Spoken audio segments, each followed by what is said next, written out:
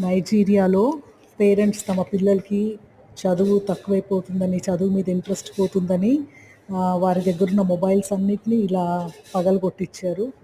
స్కూల్స్‌లో పేరెంట్స్ ఇలాంటి నిర్ణయం తీసుకొని పిల్లల భవిష్యత్తు కొరకు, వాళ్ళ వాళ్ళు విద్యలో పైకి రావడం కొరకు ఈ రీతిగా వాళ్ళ దగ్గరున్న మొబైల్స్ అన్నిటిని వాళ్ళ చేతులతోనే రాళ్ళతో పగలగొట్టిచ్చారు. చాలా గొప్ప నిర్ణయం నిజంగా.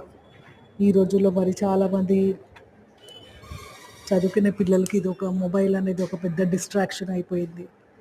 చూడండి, ఒక్కొక్కరు వాళ్ళ చేతులతో వాళ్ళ మొబైల్ ఫోన్‌లను విరగగొట్టేస్తున్నారు.